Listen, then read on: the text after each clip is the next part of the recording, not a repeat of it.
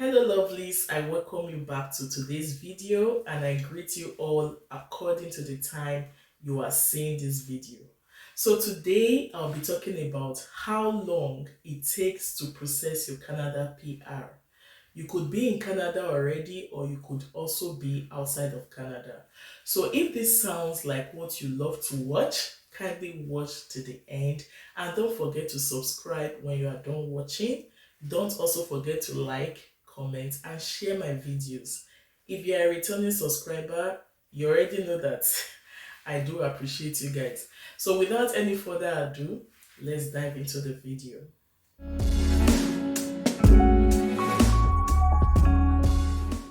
Before I talk about how long it takes to process your PR, I think there is need for us to understand the concept of becoming a permanent resident in Canada.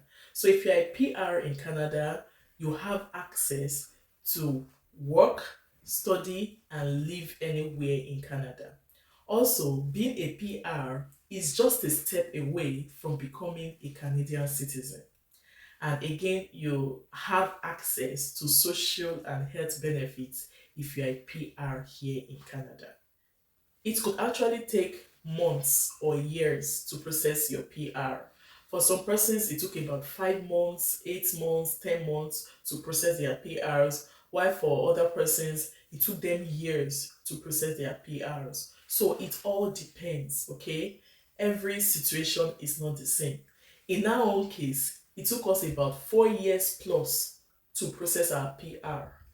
Anyways, I have that video on this channel. I would love you to watch it so that you can learn from our mistakes.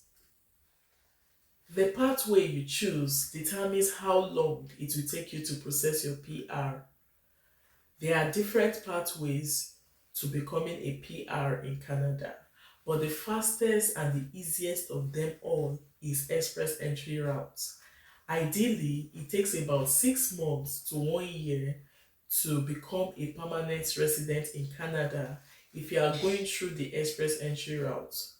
The other pathways are the provincial nomination program, the AAIP, that is talking about the pilot program, then the family sponsorship. There are some factors that can actually increase your processing time. And number one of these is improper documentation. That was what delayed our own application. If you want your application to be processed very fast, get your right documents so that even if ADR comes in at any time, you can easily, submit it. What delays most application is not doing the right thing. I know there are other factors, but the number one thing is if your documents are not correct. If they talk about proof of fund, you should provide this amount, then you should provide it and get documents to back the amount up. If they're asking for your work reference, get your work reference, get other supporting document. In fact, just assume you are not there to talk to the visa officer. So you need to provide the documents that will speak for you even when you are not there.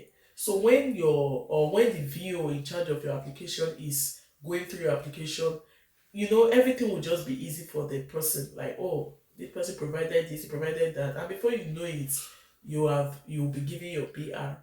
So I will be leaving the processing times on the screen. Like I said, these pathways that I mentioned have different processing times.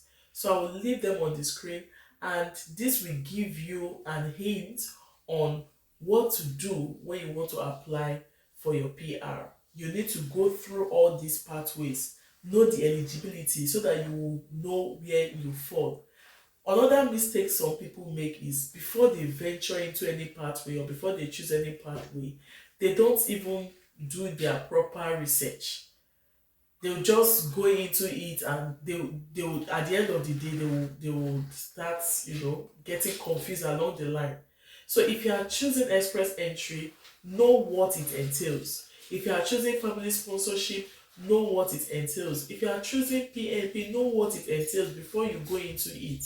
I've ever seen some people when they go into PNP, they don't know that along the line they will need to provide license. Like if you are doing an occupation that is professional, you will need license. And when they get to that stage where they need to submit license, they will be like, nobody told me. So that is why there's need for you to do your proper research, because it's all these things I'm talking about is time. Someone that is providing license and someone that is not providing license will not have the same processing times. And again, no two applications are the same. Again, visa officers assess applications differently. Some are very mild, some are very gentle. They can just overlook some things, while some could be very meticulous. They won't overlook. That was our own case too. The issue we had, if it was another visa officer, the person could have overlooked. But the particular visa officer that, assessed our file was very particular about one document like that we had to submit it. So that's just it. No two applications are the same. Visa officers are different, and even visa offices too are different. That's what some people don't know. Some people will prefer maybe Sydney. Some will prefer the application to go to Accra. You understand? So there are many factors that can actually increase the processing time of your application. All we need to do is just to pray, because sometimes when you have submitted, anything could happen.